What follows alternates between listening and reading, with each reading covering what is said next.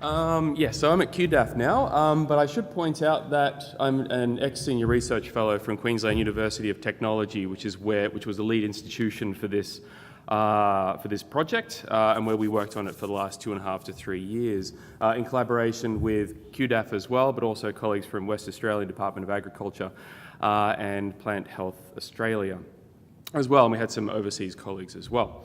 So I'm going to talk about the next generation national fruit fly diagnostics and handbook. Now, when is a fruit fly not a fruit fly? Well, I'm going to take a step back and talk about tephridids very quickly here. So tephridids we tend to think of as fruit flies, but it's worth remembering that there is a great diversity within this family. We have a number of subfamilies, including the tephritines, the phytalmines, and the tachynicines. The tephritines, they attack, for example, daisy heads. The species lovely, beautiful pictuing flies. The phytalmines include the great phytalmia, the antlered flies of New Guinea and tropical North Queensland that feed on the decomposing wood of fallen forest trees.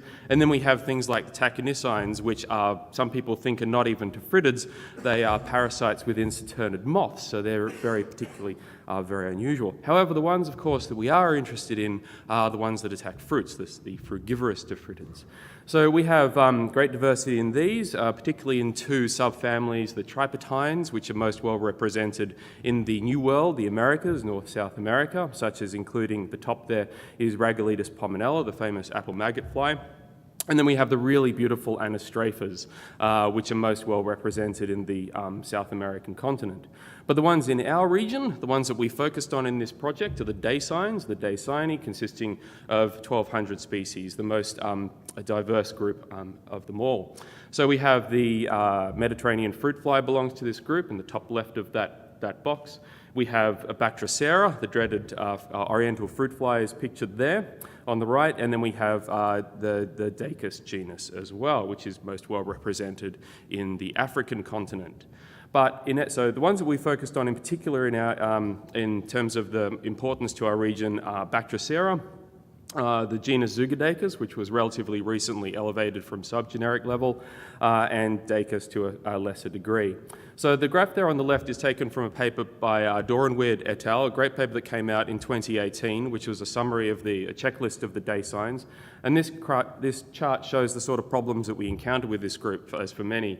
So this is the number of species which have been described since the group originated in the late 1700s.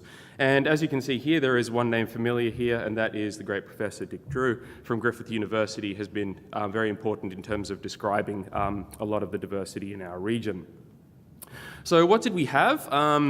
We have, in terms of diagnostics, in order to identify all of these things, we had published literature, including revisions and monographs. So these are fantastic from a taxonomic perspective, but they can be disparate, they can be inaccessible, both hard to get and hard to interpret for the non-specialist, and highly specialised, like I say there.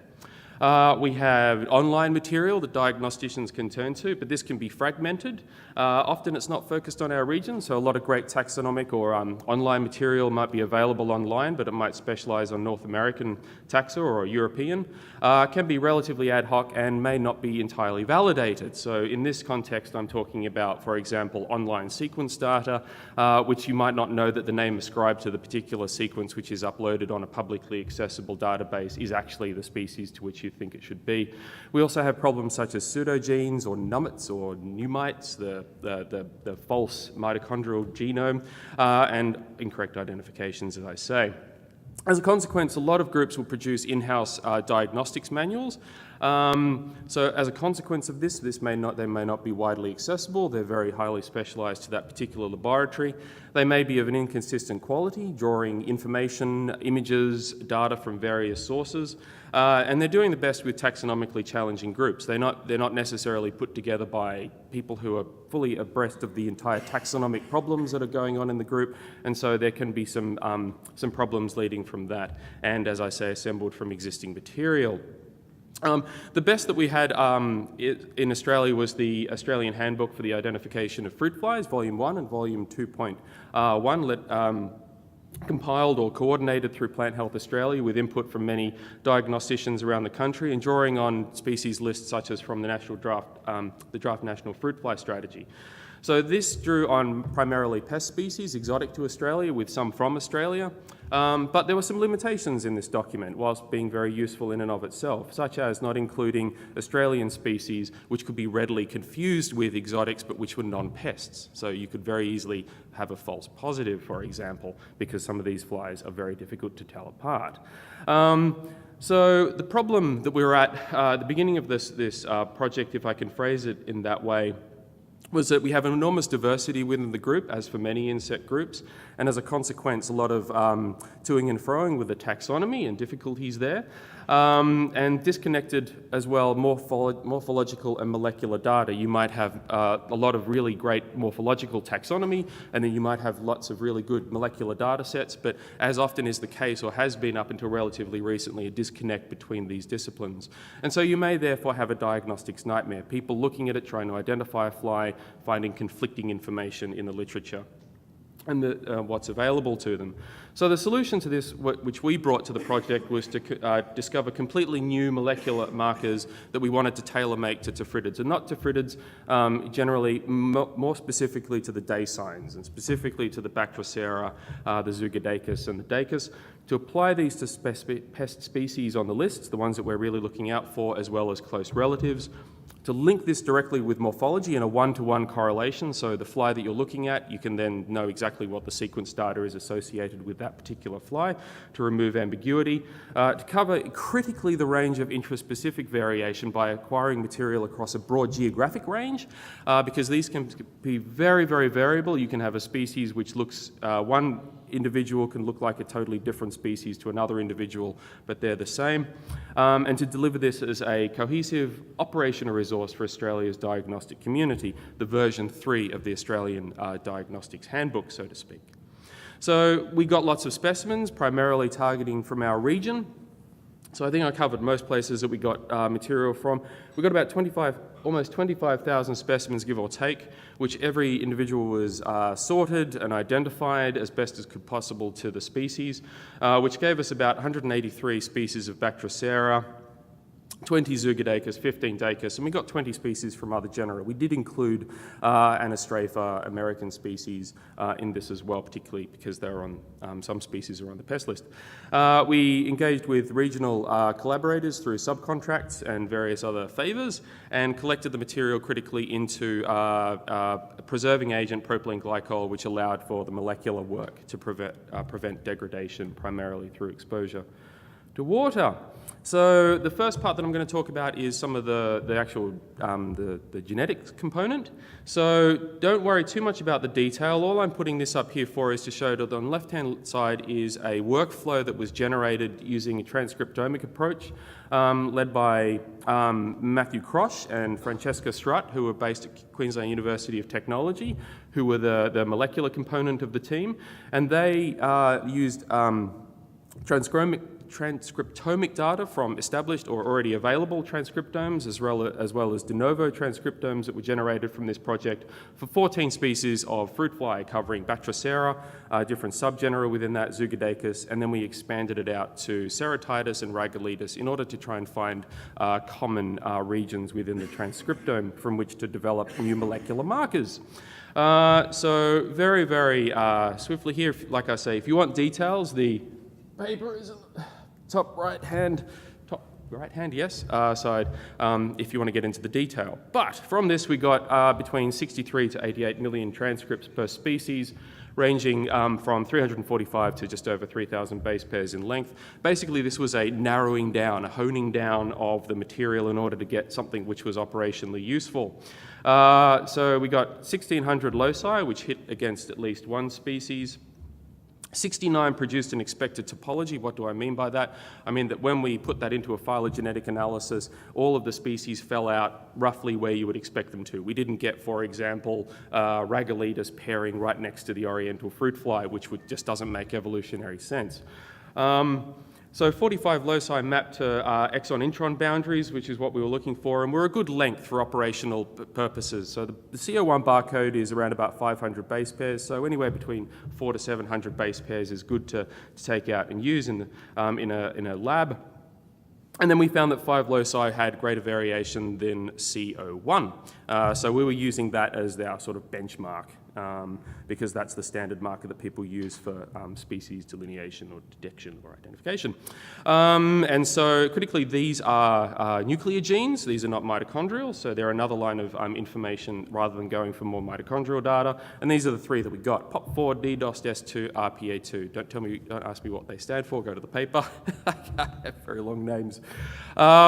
So we also looked at another approach, which was actually the one that we really wanted to investigate as a really new approach, which is anchored hybrid enrichment, which a lot of people are doing now. If you look at systematic entomology, it seems like every issue they've got 2 or 3 papers on anchored hybrid enrichment. It's just this amazing approach where you can get lots and lots of candidate loci.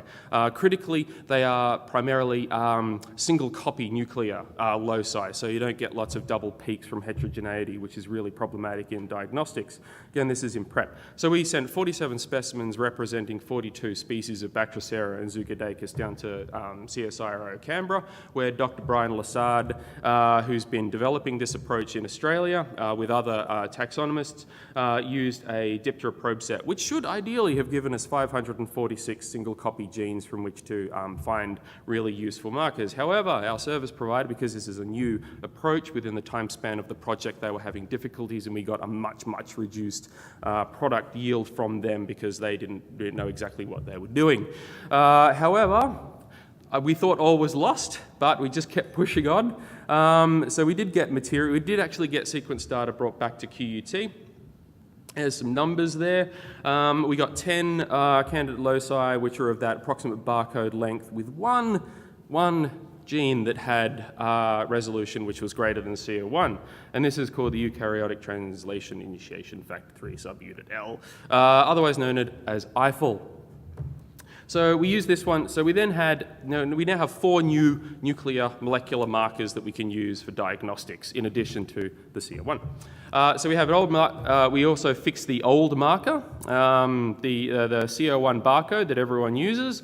This has a big problem in that you get false sequences from nuclear genomes, such as numbets, pseudogenes, and can lead to erroneous diagnostics. So especially problematic for the Queensland fruit fly complex. So new primers developed to amplify this particular part of the common barcode. There we did internal amplification, which you put together to get the whole barcode. So what's the problem with nummets? Well, this is a tree. If I zoom in here, each of these clades, the orange clade, the green clade, the red clade, they're false clades. They're amplification of the CO1 so-called barcode using the standard primers, which give you a nummet part of it's from the nuclear genome. It's false. It puts the individual in the wrong part of the tree, and you can completely misdiagnose. So with our primers, we found that we actually got this here, which is the true clade for the Queensland fruit fly complex. A couple of interesting things that we found from here. Because we used internal primers, we can amplify from dried pin material. So we got DNA from a couple of can samples from 1995, 1996 of Trini. We also got material from Aquilonus, which was from the 1960s and 1970s. Now this is important because there's the supposed period of hybridization between Aquilonus and Trini, which happened pre-mid-1980s. Now if you look here, the 2 specimens at Aquilonus that we amplified are basal to the rest of the Trini clade. They're different. Whether they're different, it certainly doesn't reject the hypothesis of this mid-1980s hybridization, because we get Aquilonus from West Australia here nestled neatly within the clade of rest of the Queensland fruit fly complex, unresolved. Now, I'm going to go very quickly. We also took photos, really high resolution images. This is the kind of thing that we had. This is the sort of stuff that we have now, which we've put together. So we've got over 2,000 high resolution images, cross-referenced with molecular data showing the various diagnostic features and characters which are useful for the benchtop diagnostician. And also capturing that intraspecific variation. They're all the same species there. Just shows you how easily you can get confused. So these have all been put together into the new handbook. There's a physical handbook. Nick Woods is going to stand up at the end of this talk and just take you through a little bit more of that as part of our official launch. Which includes day signs, tripetines, phytalmines, and we have great reluctance. It's not a fruit fly, it's a vinegar fly, but because Suzuki-I is such a major important pest that we should all be terribly worried about, this is also in here as well. So that's Nick Woods and Melanie Buttrell there, who put a huge amount of work in. Now, it's got things such as tables, which show difficult species pairs to resolve and the kind of genes you can use to tell them apart from the ones that we've discovered. It has identification charts. It has species pages, which show you exactly what the fly looks like, variation, and important information such as distribution. And we also have a website, Fruit Fly Identification Australia, where you can go through and it's fully interactive. It's got an identification key, a lucid key, which we'll demonstrate very briefly soon. This was put together by Jane Royer from DAF. A lot of hard work went into this, and it's been fully validated and tested through a workshop that we held earlier on this year. It also has species pages where you can look them up. It has a rotating fly where you can look it up and identify things through a glossary. Okay, so last couple of slides. Who's going to benefit? Well, lots of people will. Fruit fly diagnosticians across all levels, from entry to very highly skilled plant health managers, policy officers at state and federal levels. Of course, the agricultural and horticultural sector, for whom we're doing this for, as well as the wider community, including applied and pure researchers from the phylogenetic work we've done. Use it through published articles, hard copy benchtop identification guide, and of course the online resource. And this will ultimately provide faster, rapid, and more accurate identification. And through me moving to DAF, I've actually become an end user because I've gone from leading this project to now using these markers, and we've been doing it several times now to help corroborate some of the uncertain morphological diagnoses of flies that we've been picking up in North Queensland, which has been fantastic. Craig Hull has been our end user advocate. Unfortunately, he couldn't make it to the conference, but he has provided a statement there. Fruit flies, #1 pest species. Diagnostics are a critical component, and that our project has produced valuable contributions to this field and in order to support international market access as well as safeguard us from exotic fruit fly pest species. So the future, very quickly, metabarcoding and bulk DNA diagnostics. Some of the work that's happening in AgriBio is fantastic that Brendan alluded to earlier on today. So we'd really like to get involved with that, particularly with these new markers for rapid diagnostics. We have improved diagnostics for some complexes, questions with others, such as the mango fruit fly complex. We've had international collaboration with the tau complex and the Trianar complex as well. As many of you may know, we had a major mating compatibility component to this project, but through repeated attempts to get this to work with our West Australian colleagues, it just never really quite worked. So you can ask me about that over a beer or three, because I certainly needed those as a consequence. As a final thank you to the project team through QUT, PHA and West Australia, Bill Woods, Ian Lacey and Amandip and Sonia.